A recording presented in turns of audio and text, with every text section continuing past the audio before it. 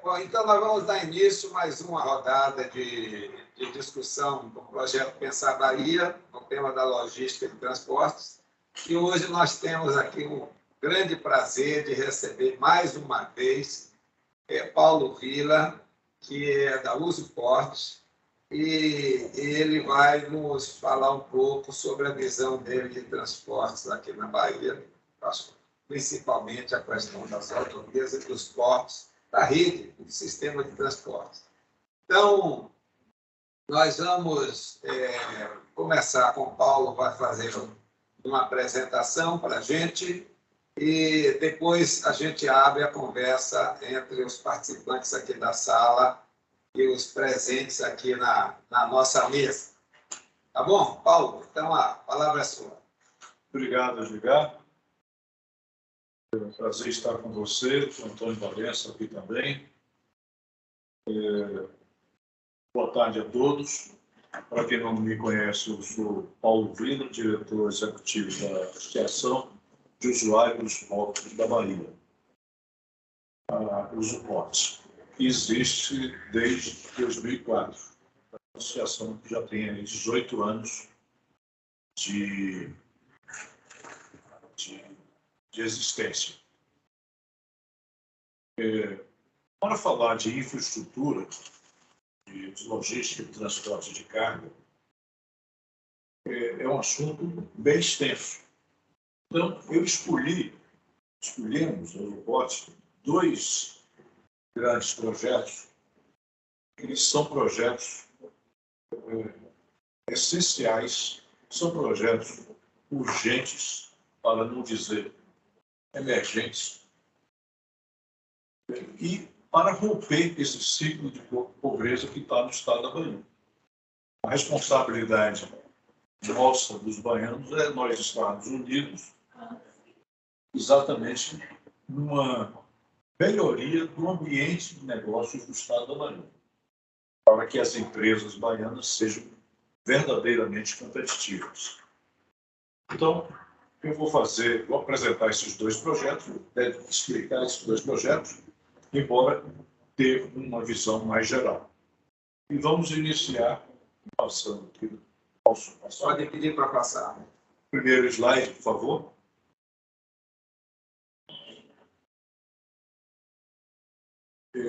Indicadores econômicos que nós todos conhecemos, dados do IBGE, dados da ANTAC, como é que se está.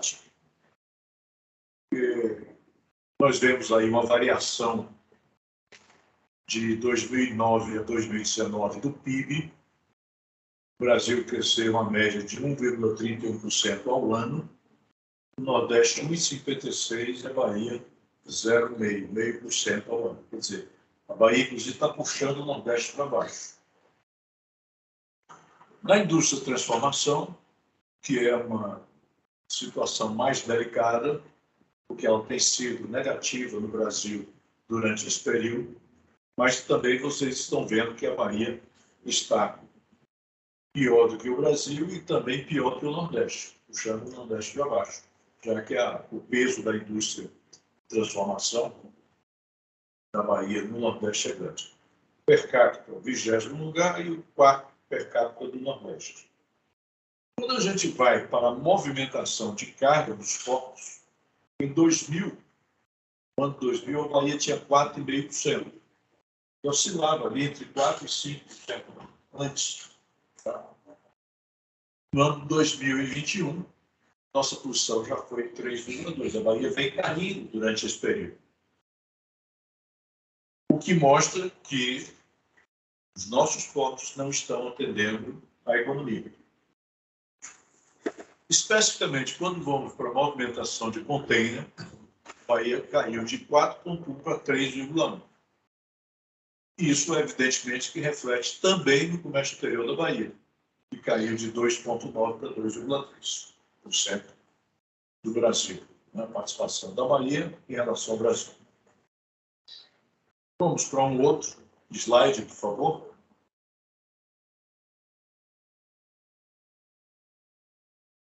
Perdão, está um pouquinho, tá travando aqui por algum motivo. Só um minuto.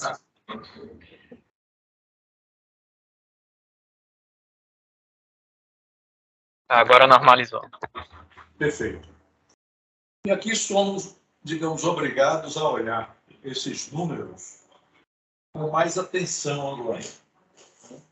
Vou colocar uma lupa nesses dados que estão aqui.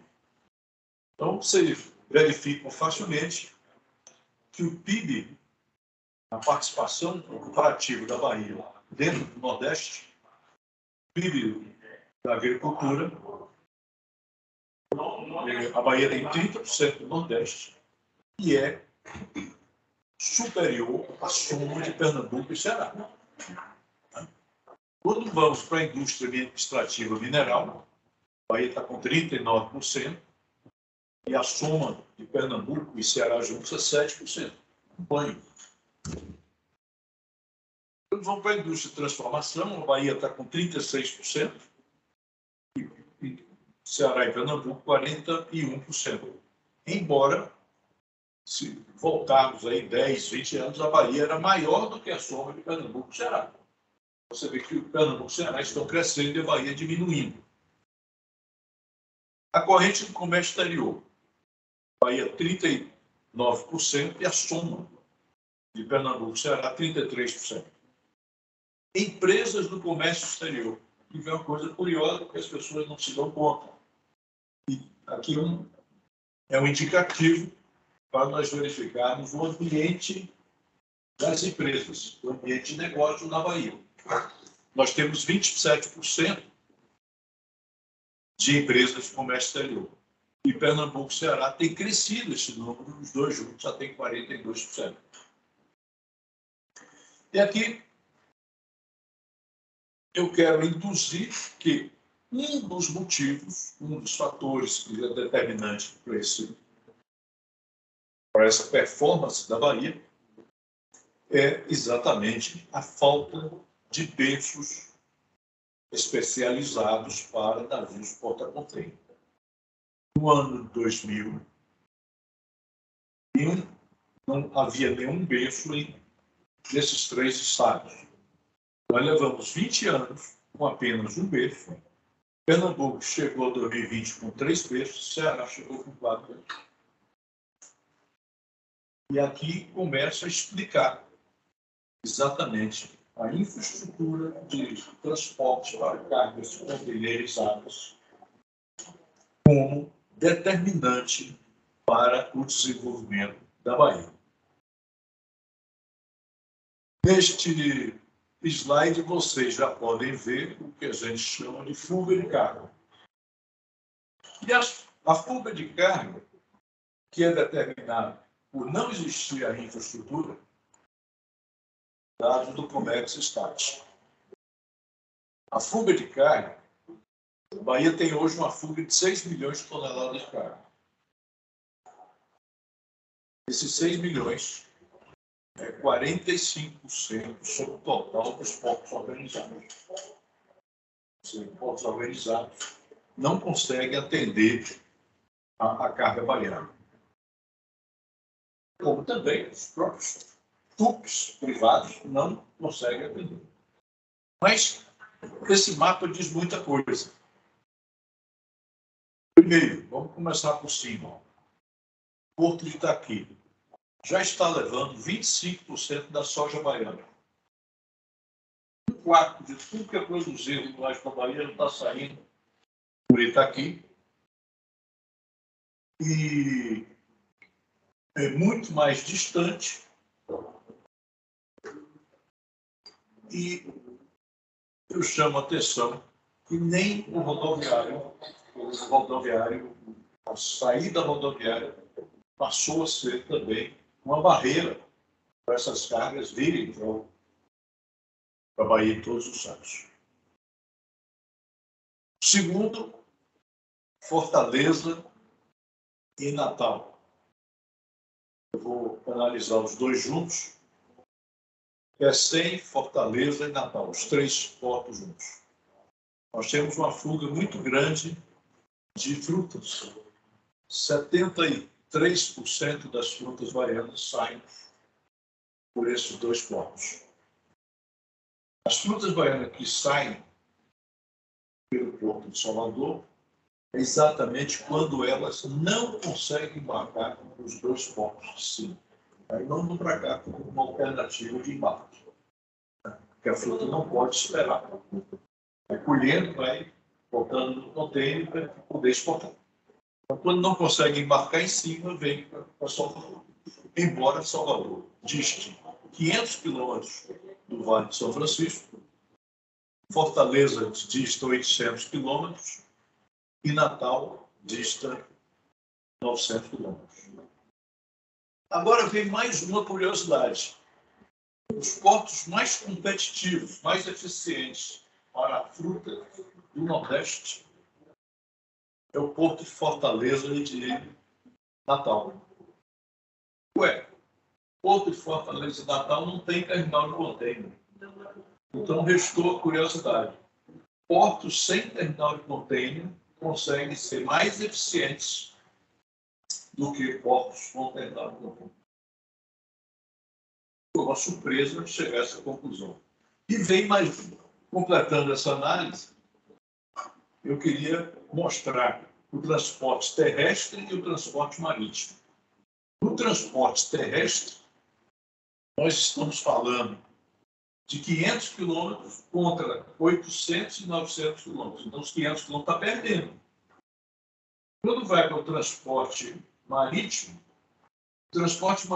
feito em Natal e em Fortaleza são com navios pequenos e com navios com guindaste próprio, que são os navios mais caros operacionalmente. Então, nós temos um transporte marítimo relativamente caro, transporte terrestre caro, e a barreira passa a ser os terminais de container do Nordeste. O caso específico de Bessem, o de Suape e o de Salvador, que não conseguem absorver essas frutas para embarcar, embora tenham linhas regulares para os mesmos destinos e embora tenha grandes navios, teoricamente com frete mais barato, e que não conseguem concorrer. Então, vocês veem também nesse mesmo quadro que 25% da carga containerizada, esse 1.300.000.000 de toneladas, ele se dedica aos portos do sul do Brasil, do sudeste. Rio de Janeiro, Itaguaí, Santos, São Sebastião e outros que estão situados no sul, que é Paranaguá, São Francisco, Itapoá. 25% da soma daquelas três últimas colocações ali da relação à direita, as cargas estão indo para mais de 2.000 quilômetros de distância. No caso dos portos do Sudeste, você tem uma viagem negativa. Sim, uma viagem negativa.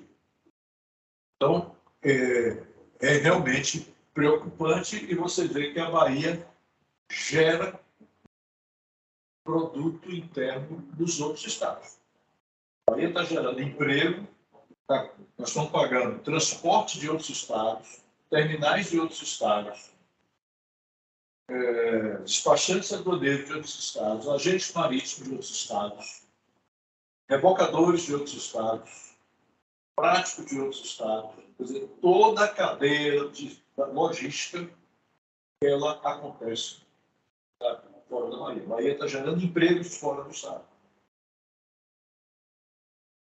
Bom, esse quadro já mostra o ranking dos estados de movimentação de container. Bahia está, em 2021, em 9º lugar. A Bahia era 6º lugar. Até 2006 ou 2005, era 6º lugar. E nós já descemos para 9º lugar. Fomos ultrapassados por Amazonas, Pernambuco e Ceará. E vocês podem verificar que os números são realmente superlativos quando comparado com o número da Bahia, 221.000 containers, unidades de container, no ano de 2021, que representa os 3,1% do Brasil. E na coluna da direita vocês verificam o crescimento durante o período de 2004 a 2021. Coloquei o ano de 2004 e 2021, exatamente. Primeiro, porque é o ano que a gente tem as estatísticas disponíveis. E segundo, porque a partir de 2005, nós já identificamos a necessidade de ter um segundo terminal de contêiner na Bahia.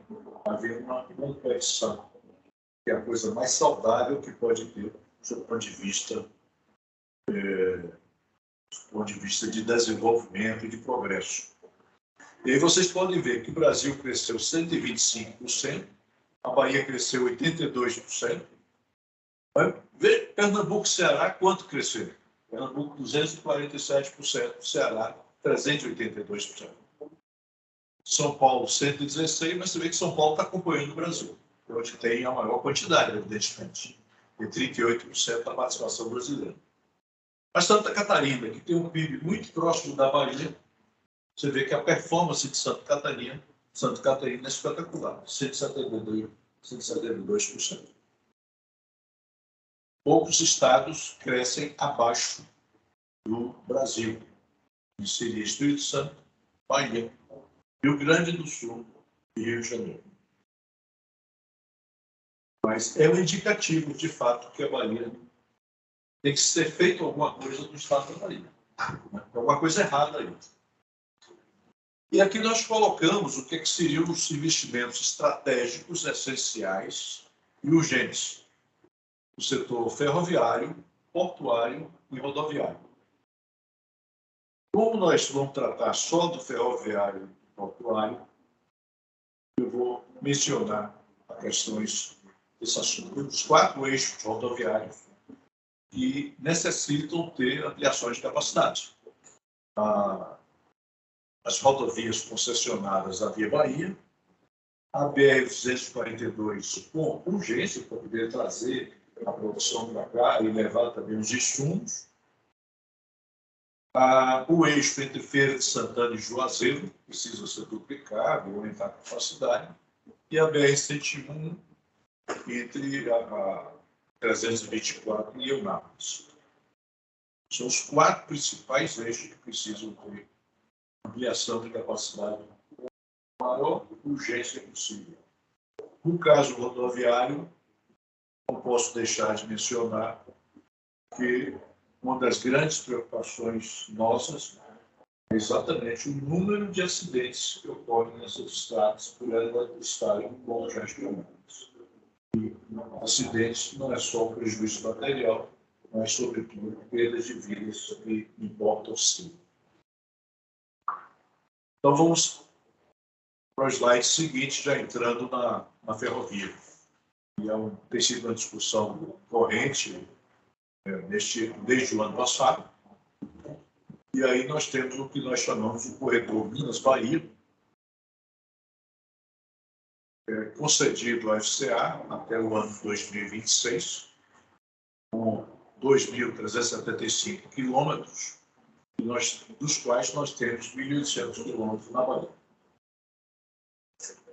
Desses 1.800 quilômetros da Bahia, a FCA desativou cerca de 600 quilômetros.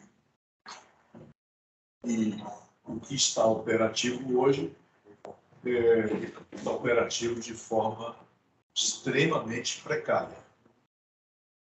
Para quem não conhece, o trecho 3, 4 e 5 foram os trechos desativados.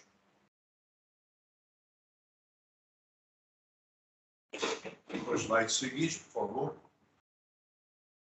Aí nós temos as razões desse corredor, por que a Bahia necessita de ferrovia, né, para o desenvolvimento. E aí, uma das coisas importantes que a ferrovia precisa chegar aos portos, e os portos movimentaram 38 milhões de toneladas em 2021, quase sem utilizar o modal ferroviário. Movimentado cerca de 120 mil toneladas, que é muito pouco. Há 20 anos nós temos a expectativa do fim da concessão, cujo contrato subtraiu o valor à logística da Bahia, em vez de agregar, mas foi retirando, cada dia que foi passando, foi retirando valor da logística baiana. Consideramos ativos valiosos esses 2.375 quilômetros de faixa de domínio com áreas eutrofizadas, que estão sendo abandonadas. Então, é um ativo da União que não pode ser largado, que não pode ser, nós temos que reaproveitar isso. E nós temos um mercado, eu não vou entrar exatamente em cálculo de mercado, de demanda, mas o mercado ele existe, eu vou poder demonstrar adiante, e nós temos também grandes distâncias do estado da Bahia que têm que ser cumpridas através de uma ferrovia. O estado é um estado do tamanho da França, nós temos um fluxo de carga muito grande entre Belo Horizonte e Salvador, que é um dos maiores volumes do Brasil. E temos também uma mineração pujante no estado da Bahia, que está cada dia aumentando. Esse mapa é um mapa de um estudo encomendado pela EPL, Plano Nacional de Logística, que mostra o carregamento para 2025, a demanda de 2025. E vocês verificam que entre a Grande Belo Horizonte e a Grande Salvador tem um dos maiores volumes do Brasil. Isso aqui não é nenhuma mentira, não é nenhum dado nosso, é um dado do próprio governo. Isso é um dado da EPL, o cenário lá e para 2025, quer dizer, amanhã. Dado bem. E essa faixa mais grossa que vocês veem, o volume de isso é apenas carga geral, não tem minério nem grãos aí, somente carga geral. Isso aí está dimensionado entre a Grande Belo Horizonte e a Grande Salvador, um volume superior a 25 milhões de toneladas por ano. Isso que está ali colocado. E isso tem um fundamento. Aí já entramos na questão do processo de concessão, apenas elencando os fatos, né, que ocorreram aí, primeiro entre 96 e 2020, a FCA não conservou a via permanente desse corredor, houve a deteriorização que reduziu segurança, trechos, cargas e clientes. Em 2017, a FCA propôs a renovação antecipada de toda a concessão, para mais 30 anos, sem melhoria no corredor. Entre 2019 e 2020, a NTT estudou a proposta, e esta é a última das grandes renovações que o governo está fazendo. E em 2021, a NTT abriu audiência pública e, diante de complexos problemas, solicitou à FCA novos estudos que foram entregues em dezembro de 2021. E agora, em 2022, a FCA reconhece que não atendeu a Bahia, o MINFRA e a NTT concluem que o corredor não será incluso na renovação antecipada, por não haver vantajosidade, embora sem bater o martelo, e tivemos já com o MINFRA e percebemos que o MINFRA está empenhado em solucionar o problema da Bahia. Os próximos passos nessa questão. Primeiro, que nós consideramos mais urgente, é o posicionamento das necessidades da Bahia até agosto de 2022. Está muito em cima, mas essa é a nossa visão. E aí, união focada de todos os agentes. Isso tem uma proposta unida da Bahia para não haver divergência. Ninguém é dono da verdade, ninguém é o único, é a única solução, mas nós precisamos estar unidos em um único propósito para dar competitividade às empresas baianas. É esse o foco. Então, até outubro de 2022, a NTT tende a finalizar o processo de audiência pública, encaminhando ao Ministério de Infraestrutura, que vai remeter ao TCU. E o TCU deve aprovar, total ou parcial, com correções, a minuta do aditivo no prazo de 4 meses. E aí, em 23, assina-se o aditivo ou não. São os próximos passos. De 23 a 26, a transição. E em 26 nós vamos ter aí um novo modelo com ou sem DLI, concessionado, autorizado, total, ou parcial, ou com off. Esses são os próximos passos para reconstruir a ferrovia. A VLI declarou recentemente que, se não tiver a renovação da FCA, está preparada para atuar apenas como off. É importante saber isso. Eles já são operadores ferroviários independentes. E o MINFRA também quer construir a solução confortável para a Marinha. Isso foi dito e também nós ouvimos isso do Ministério. Paulo, desculpe, eu não sou propriamente Paulo. Qual é o conceito desse off? O conceito é o seguinte: você pode ser um operador ferroviário independente, fazendo transporte de mercadorias ou de passageiros, em cima de uma linha permanente que é operada por um outro. Vamos dizer que a VLI possa ficar com a gestão da via permanente, das linhas férreas, e você ser um off, ele ser um off, você ser um off, para a gente transportar para as nossas empresas. O off é assim, o operador ferroviário independente. Nos Estados Unidos tem 600 offs, na Alemanha tem 300 offs, só para você ter uma ideia. É uma solução muito interessante. Paga o direito de passagem. Paga o direito de passagem. E aqui nós vamos entrar no segundo item de infraestrutura que nós consideramos também urgente, que é a questão de container, como foi mencionado, de carga containerizada. Nós temos uma infraestrutura privilegiada e absolutamente subutilizada. E nós temos acessibilidade fácil, um clima espetacular, que dá para operar 365 dias do ano, coisa que nenhum porto de São Paulo para baixo faz. Nenhum porto brasileiro, nem mesmo argentino, consegue operar os 365 dias do ano. Problemas climáticos. Nós temos rapidez de entrada e saída do porto, que é uma vantagem também natural, que o porto está perto da Barra, no Rio dos Santos. A questão de segurança, na medida que está dentro de uma baía, de águas abrigadas e profundas, e o Porto de Salvador tem 2.400 metros de quebra-mares, 2 quebra-mares, que são subutilizados, basicamente tem 2 trechos apenas, movimento de 90% das cargas. É um porto que tem elevada confiabilidade do ponto de vista dos armadores virem para cá operar de forma fácil. E um porto de custo baixo, seja o custo de acessibilidade, sejam os custos de praticagem, sejam os custos de rebocadores. Então, um privilégio que nós temos aqui. Paulo, uma observação que lembro.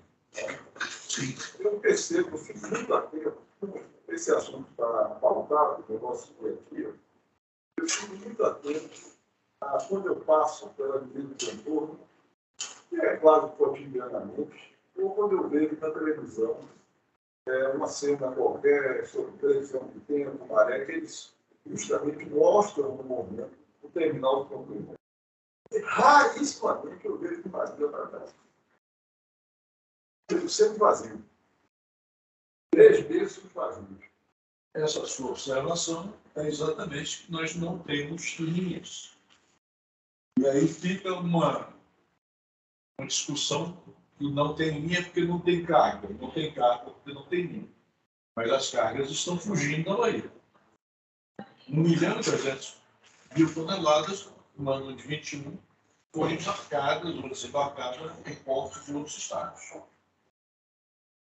Esse número de 1.300.000, mencionado, que é medido pelo Comércio Estático, que faz ele utiliza o registro da alfândega do Siscomex, eu tenho que mencionar que a quantidade ainda é superior a essa que nós colocamos aí.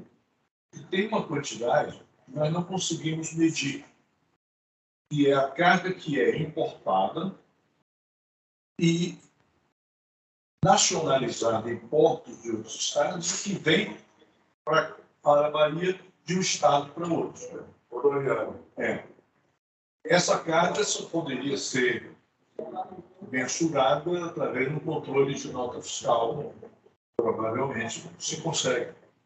A Secretaria da Fazenda pode estabelecer essa questão estatística de importações que são nacionalizadas em outros estados. Então, tem uma quantidade aí que nós não conseguimos medir por essa base de dados que nós utilizamos.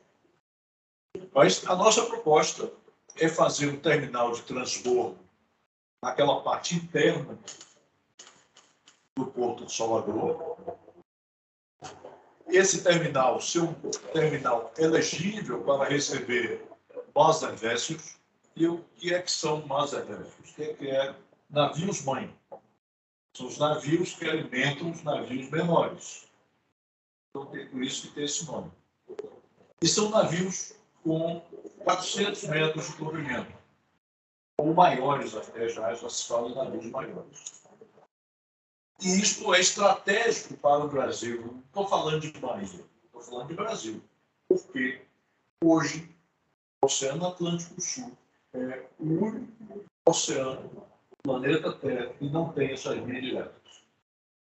E aí nós temos um sistema de pinga-pinga dos navios, pingando em vários portos, e esse pinga-pinga é altamente ineficiente. Existe muita perda de eficiência. É como você saísse daqui para o Rio Grande do Sul, Salvador, Ilhéus, Vitória, Rio de Janeiro, São Paulo, Curitiba, Florianópolis, para chegar em Porto Alegre. Isso é muito caro, né? Porque pegar um voo direto. Então, isso é estratégico para o país. Então, o desenho desse terminal de transbordo, se um cais superior a 1.000 metros, uma área de 30 hectares, a profundidade de menos 20 metros, que vai lhe dar operações rápidas. E aí um detalhe, investimento menor do que 400 milhões de dólares.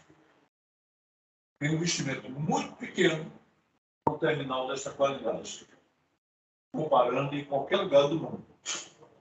Lembrando, por exemplo, tem um grande armador chinês, a COSCO, que está investindo no Peru num porto de 3 bilhões de dólares. De container. É uma área perfeita para criar.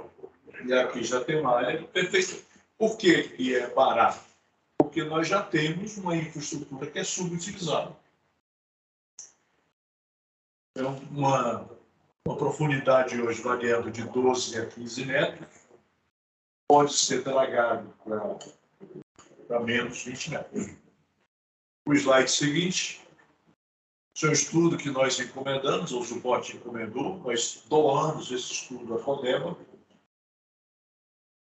que permite, ele dá viabilidade técnica, ele permite a navegação segura para o maior navio porta-container do mundo, que é um navio com 470 metros de comprimento.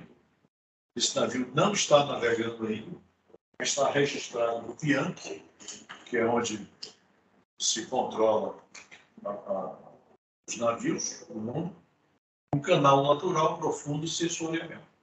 Pergunta, Paulo, que não quer calar. E a ponte Salvador de Jacaúna?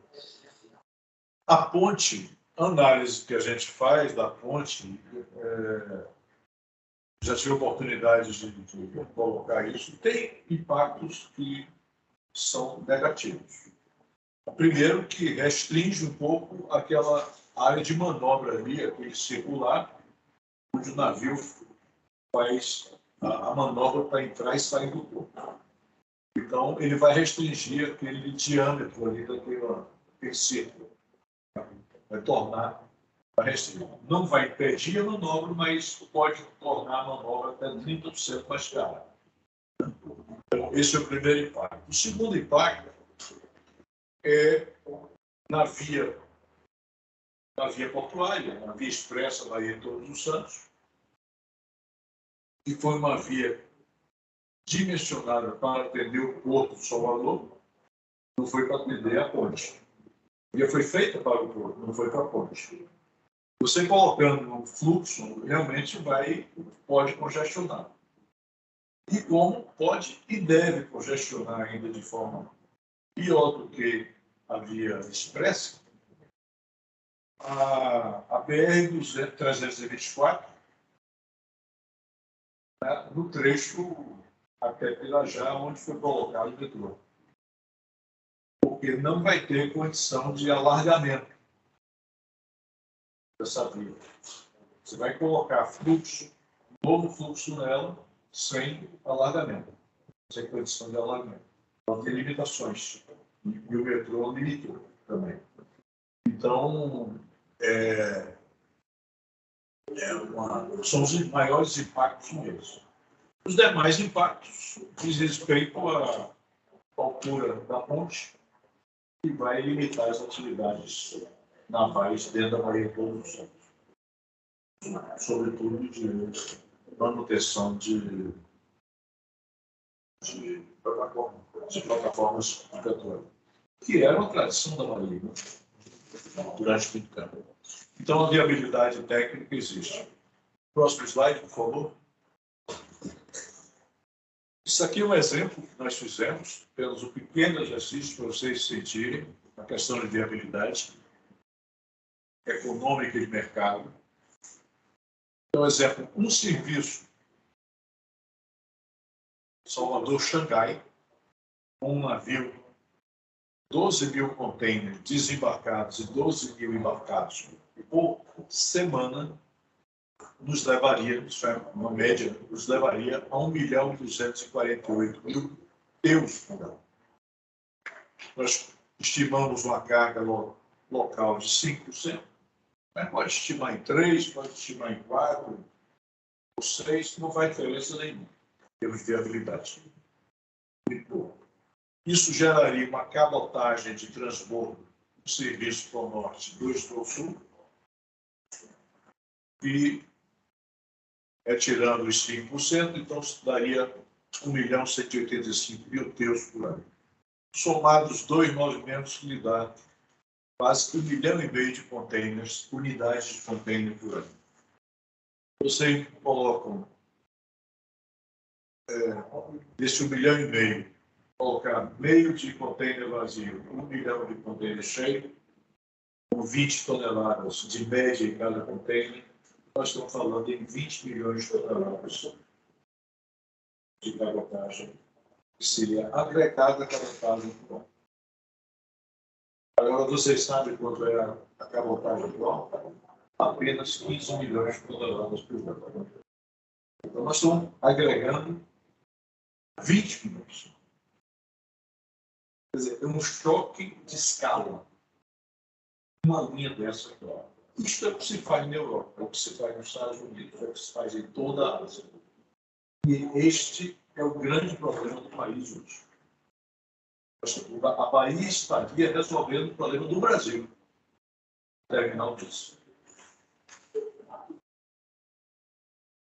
Vamos lá? Ou seja, nós estaríamos utilizando a Bahia de Todos os Santos para a sua utilidade. Exatamente. E ali eu coloquei uma palavra ali embaixo para não me esquecer. Eu coloquei barreiras. Interrogação. As barreiras para que isso aconteça são muitas. Empresas que não querem competição, estados que não querem ceder posições. Então, nós temos que superar essas barreiras. Tá? A viabilidade técnica e de mercado, vocês viram que é possível se fazer. Isso é isso aí, essas barreiras que eu coloquei.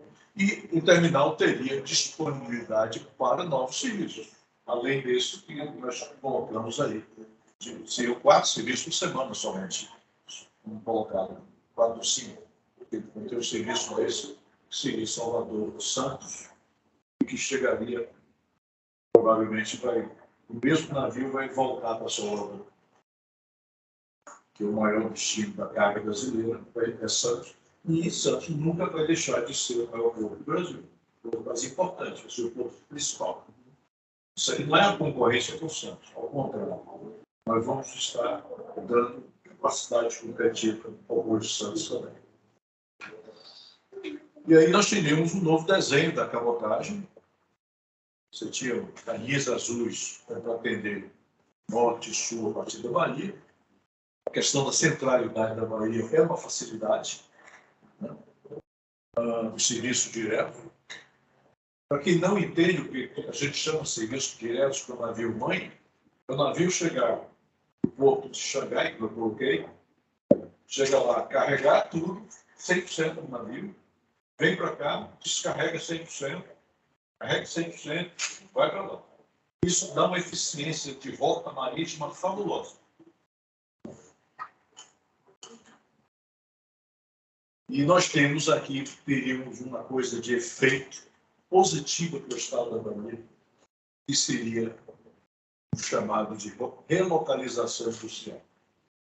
Isso aqui seria um chamamento para trazer indústria da Bahia. Se isso acontecer, eu aposto que várias indústrias de São Paulo vão sair de lá e vir para cá. A relocalização por uma questão de capacidade competitiva. Está faltando ao Brasil, não é só a Bahia, não. É o Brasil todo. Vamos lá? Pode passar. E, por fim, eu coloquei aqui que seria um grande desafio portuário do Brasil. Melhorar o ranking de competitividade. Nós somos colocados no 74º lugar em eficiência de serviços portuários e o 48º no índice de conectividade. Aqui embaixo estão as fontes. O primeiro de eficiência é o Global Competitiveness Report de 2019 do Fórum Econômico Mundial. E do índice de conectividade é um trabalho da UNCTAD, Linerships Connectivity Index, que avalia a conectividade de cada país com as redes globais de fornecimento, as cadeias globais de produção. Então, inserir o Brasil nas cadeias produtivas globais. Antes de chegar ali no diagnóstico e soluções, convém eu mencionar o seguinte. Esse ranking, tanto no eficiência quanto a conectividade, basicamente é a carne containerizada.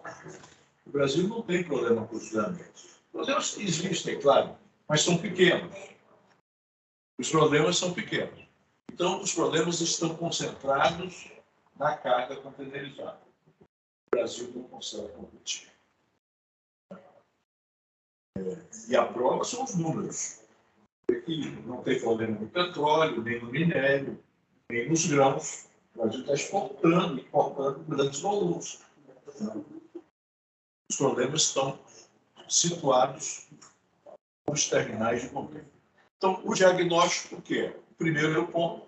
A competição reduzida, porque os transportadores marítimos estão concentrados no mundo em 3 grupos, como se fosse assim, 3 cartéis, né? E no Brasil existe a concentração de 4 transportadores. 4 transportadores no Brasil, movimentam 80%. E os terminais e berços, nós temos uma baixa oferta. São 6 grupos empresariais que dominam o país, provavelmente em torno de 90%. O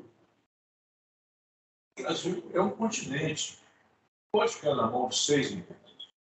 E essa pouca oferta com serviços que não tem eficiência, que não é o suporte que está sendo, é o Fórum Econômico Mundial, esse serviço com pouca eficiência termina servindo de barreira também para novos transportadores. Não tem oferta de berço, não tem oferta de berços bons, profundos. Então, novos transportadores não vêm para cá, porque não tem para onde ir. E a questão das rotas marítimas ineficientes, que eu falei, nós temos uma configuração antiga, o navio sai pingando em cada porto, e os terminais também de baixa eficiência, como eu já tinha falado. As soluções, adequação dos terminais existentes e novos terminais, e a otimização da infraestrutura, que é isso que nós temos aqui na Baía de Todos Santos para fazer o segundo terminal. A Bahia é o único porto do Brasil para fazer isso, elegível para ter terminais com linhas diretas? Não. Tem outros portos.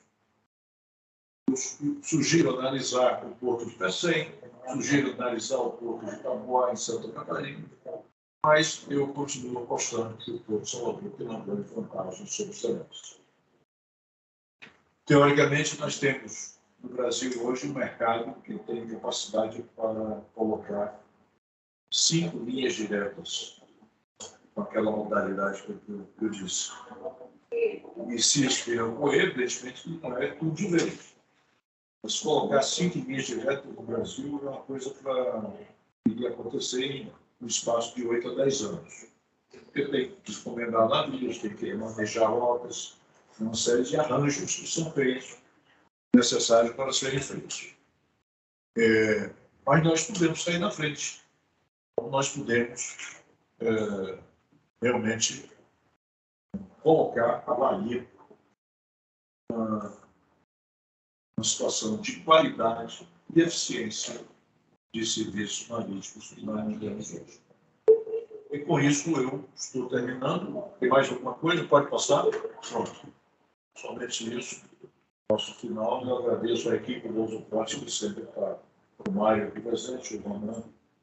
Vocês querem comentar alguma coisa? Mais completo que essa apresentação. Já disse. Então, agradecer a Paulo Vila.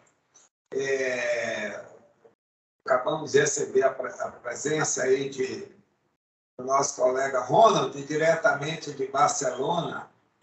Ele está passando as férias lá, vendo um grande porto lá de Barcelona, né? Deve trazer notícias aí, novidades, informações boas. Bom, mas então está aberto. Quem quiser fazer alguma questão, alguma pergunta para o Paulo, alguma observação, fica à vontade. Valença também aqui presente. Alguma questão importante, Valença? Eu acho que a exposição de Paulo foi extremamente interessante, rica. Né? Eu digo, para mim, até me surpreendeu, eu não esperava que nós estivéssemos tão mal assim. Estava enxergando que nós não estávamos tão mal. E agora, eu estou vendo que a situação é pior. Então,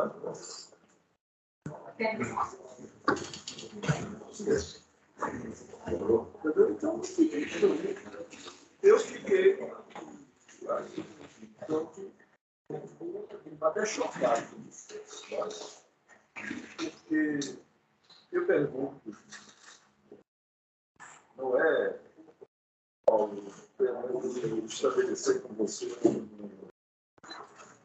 um debate, não é? A intenção não é essa. Eu pergunto, por que ninguém vê isso? Essa é a pergunta que está na minha cabeça.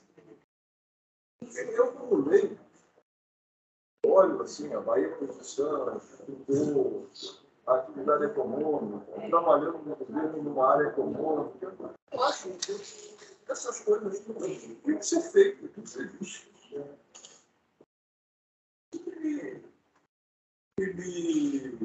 Não me surpreenda totalmente, mas no mínimo me entristece. É uma pergunta que também nós fazemos.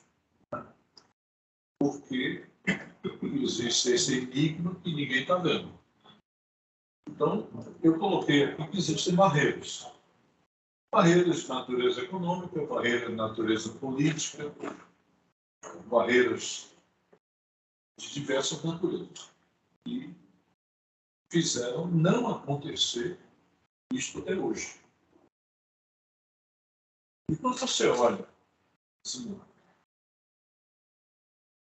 o Brasil, perante os demais países, aquele levantamento do Fórum Econômico Mundial, esse número de 2019, são 140 países, o Brasil está na posição 104. O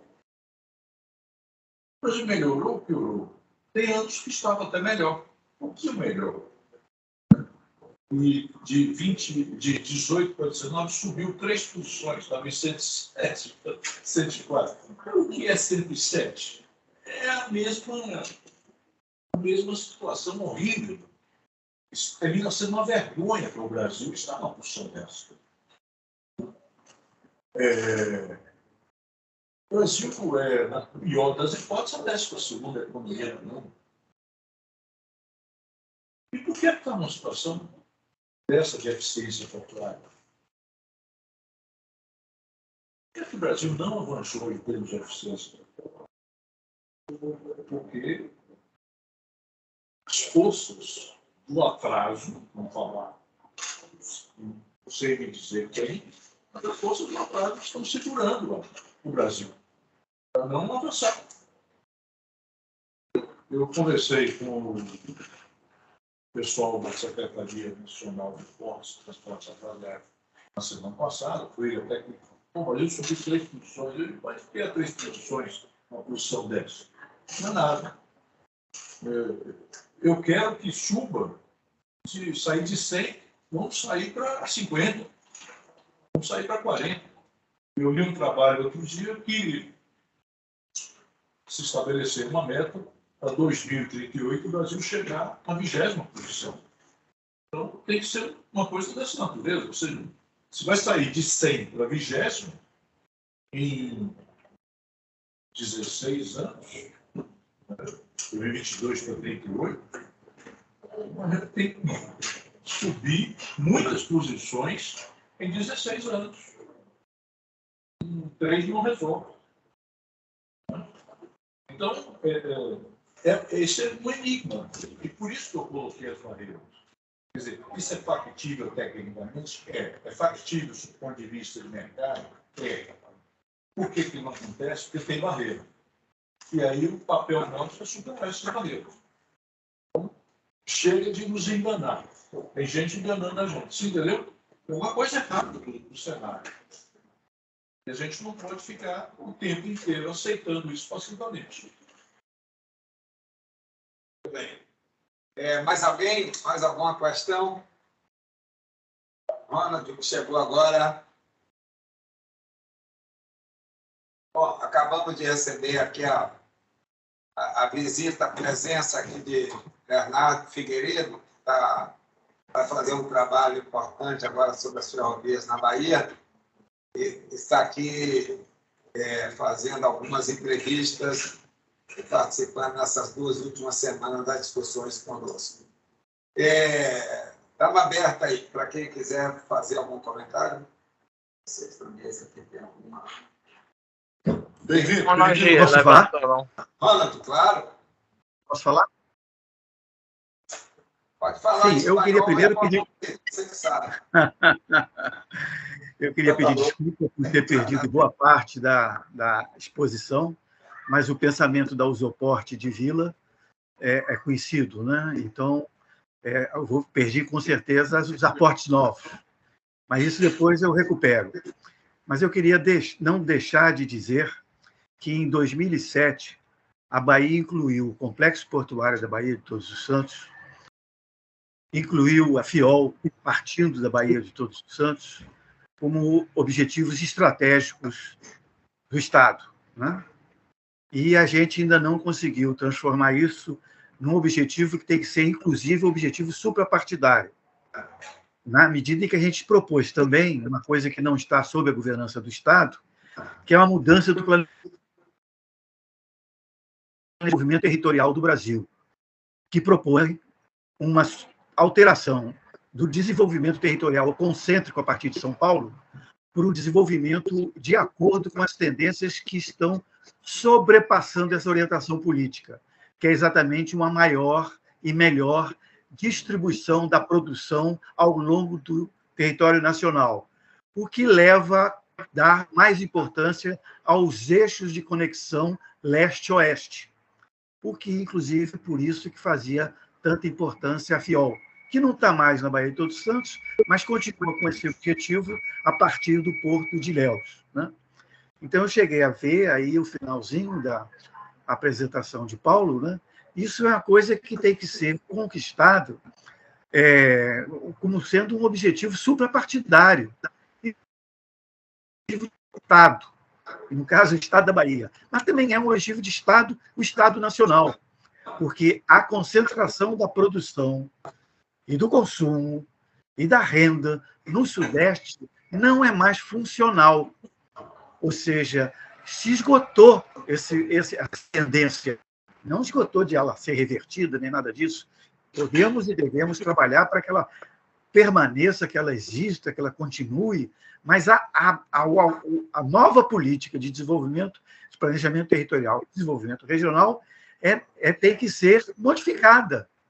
E aí nós temos, eu vejo com muita satisfação, esse esforço da CEI, da CEPLAN, no sentido de resgatar essas coisas, né? Porque a gente pode e deve avançar mais do que tem avançado.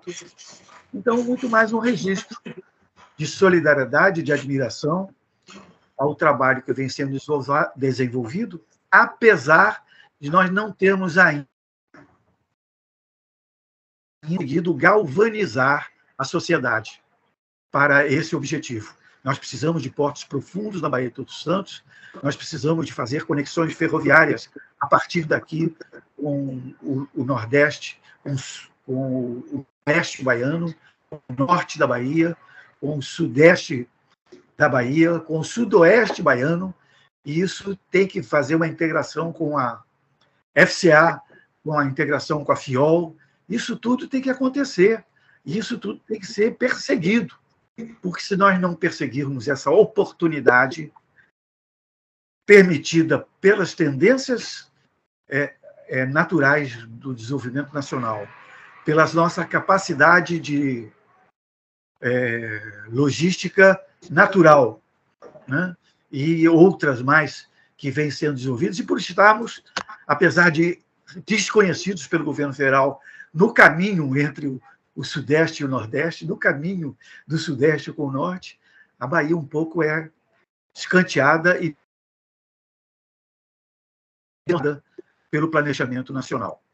Então, nós temos que ter uma política muito mais ativa no resgate dessas alternativas e da disputa por elas, que não é uma coisa líquida e certa, mas é uma oportunidade que merece a nossa atenção. Obrigado. Eu queria aproveitar a palavra de Ronald para dizer o seguinte: que esses dois projetos, ferroviário e terminal de proteína, eles se inserem exatamente nesse aspecto de modificação da ocupação do território brasileiro. Estive muito próximo de Ronald há 20, 24 anos atrás. Eu estive na presidência do Conselho de MIC, e a gente cotidianamente já discutia exatamente o bypass que foi dado no planejamento logístico da Bahia. Fizeram um planejamento nacional e com um bypass na Bahia. Quer dizer, a Bahia ficou fora desse planejamento.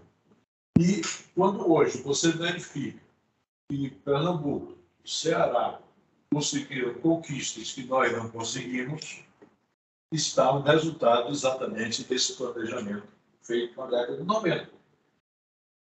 Então, esse resgate e a aceleração desse processo, eu coloquei, não é só urgente, é emergencial, né? Isso tem que ser feito se nós quisermos mudar o cenário na Bahia para um cenário realmente um ambiente de negócio produtivo e competitivo. Obrigado. Nada, obrigado a você. Eu queria só concluir que nós estamos fazendo uma proposta de planejamento do Estado, e da qual eu colaboro, para o qual eu colaboro. Edgar está muito mais, e Valença muito mais à frente e ao par dessa questão. Isso conjugado com a nossa oportunidade de produção energética, com o fato que nós já temos 70% da produção de energia consumida na Bahia através de produções de fontes renováveis, o fato de que a gente não aproveita as redes que estão passando pela Bahia, isso nos dá uma oportunidade de desenvolvimento articulado com essa energia disponível no território fantástica.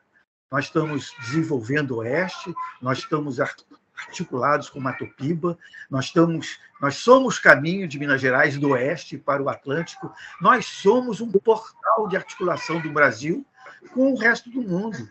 Essa é a estratégia que a gente tem que...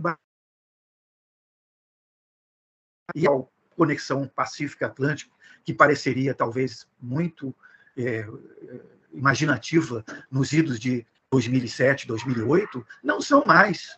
Os caminhos da seda, como conceito, que nunca não chegam à América do Sul, né? Mas aquele conceito de que a ferrovia articulada com rodovia, ou seja, dos raios de atendimento de maior distância, com raios de atendimento de menor distância, com as potencialidades de produção e de consumo, porque articula demanda e consumo, não é só para importação e exportação de matérias-primas, é também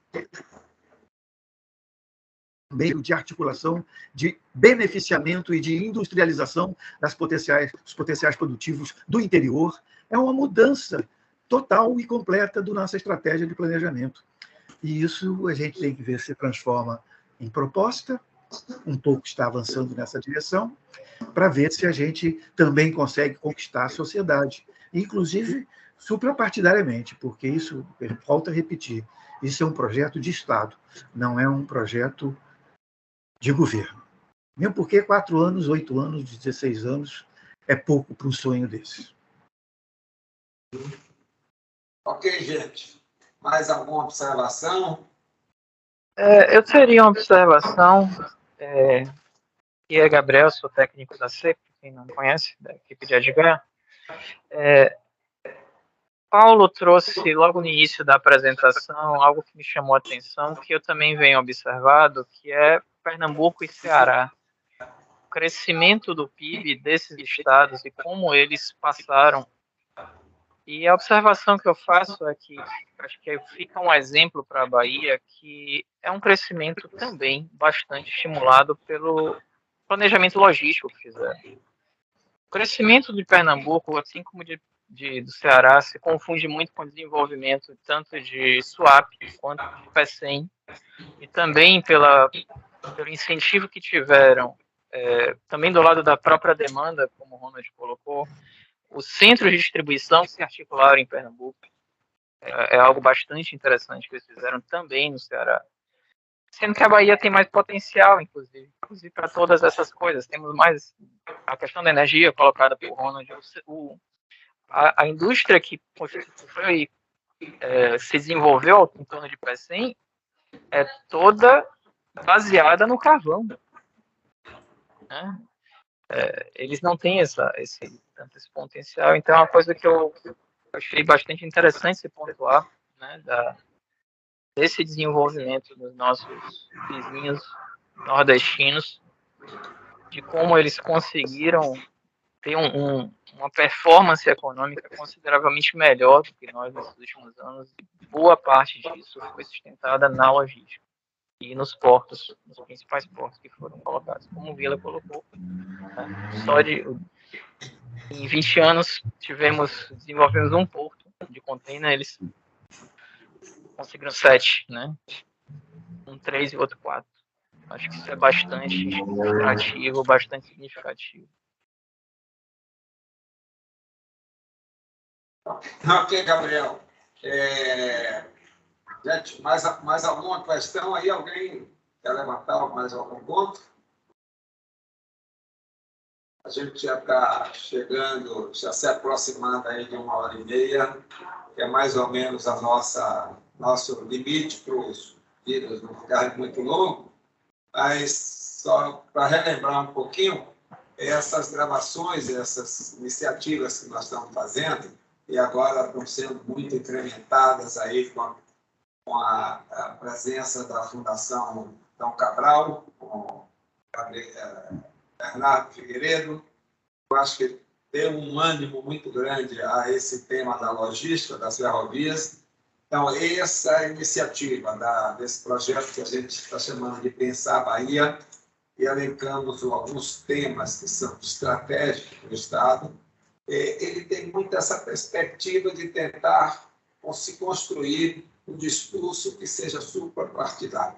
Eu acho que agora, com esse momento de antecipação da concessão da VLI, e eu acho que nós estamos sendo estimulados para ter uma presença mais unificada, um discurso mais unificado para reagir a esse quadro que Paulo colocou aqui. Acho que é um quadro relativamente grave, que eu acho que a Bahia precisa tomar providências urgentes. E eu acho que, como o Ronald comentou, é um discurso suprapartidário. Acho que precisava ser incorporado pela Bahia, mas também isso é importante que a gente saiba como colocar essas questões, como discutir, como influenciar o ambiente político e social na Bahia. Então, eu queria agradecer aí a presença de todo mundo, de Paulo aqui, que foi nosso convidado de hoje, e o pessoal dele vocês se apresentaram? O 12 Forte. Apresentou-se o Mário Pinho, assessor de comunicação dos povos. E Rona Mota, assessor de economia. Ok. Perfeito. Então, agradecer a presença deles também. O professor Valença aqui, que nos dá assim, umas orientações importantíssimas. E Bernardo, que acabou de chegar. E todos vocês que participaram de alguma forma. Obrigado para vocês e em breve nós teremos outra discussão. Eu só queria lembrar para quem está nos ouvindo aqui hoje que essas gravações elas vão ser disponibilizadas em breve para quem participe, os convidados dessas rodadas de discussão. Não vai ser inicialmente aberta ao público, mas para aqueles convidados. Eu deixaria a palavra aqui final com o Paulo, para ele se despedir e fazer as considerações finais, se ele achar importante. 2 pontos somente, mas tanto o Ronald como o Gabriel colocaram essa questão de território e a competição que existe dentro do próprio país. E dizer isto, que no campo ferroviário, os estados do Nordeste estão articulados com a Transnordestina, uma bitola de 1,60 m, sendo ligada a Norte e Sul, e o sul do país também já todo interligado. Então, se nós não fizermos nada, realmente as cargas Bahias tenderiam a serem, digamos, aumentar a fuga por esta ferrovia. Ou seja, nós temos um dever de casa muito grande, é suprapartidário, então não tem questão de vaidade, ninguém é dono da verdade nessas questões, mas nós temos que dar as mãos, todo mundo unido, para resolver o problema da Bahia, que é um problema nosso, né? Não é de ninguém. Nós temos que termos as nossas propostas colocadas em cima da mesa de forma única, bem focadas para a gente poder resolver e, sobretudo, de forma rápida. Nós não podemos adiar nem mais um dia. Temos que, de fato, resolver rapidamente. E o segundo ponto que eu queria colocar é agradecer, em nome do suporte, a oportunidade de estar aqui colaborando nesse trabalho de vocês. O suporte se tornou, ao longo desses 18 anos, realmente um fórum especializado na logística de transportes de cargas. né? E, nesse ponto, nós temos todo o interesse de contribuir, porque nós queremos dar às empresas da Bahia, as nossas associadas, nós queremos dar competitividade. Então, esse é o nosso foco diário da competitividade no transporte de carros. Tudo aquilo que sai do portão para fora da empresa ou que entra, nós trabalhamos. Então, nosso agradecimento a CEI e a CEPLAN. Ok, gente. Um Nós que abraço. agradecemos. Até o próximo encontro.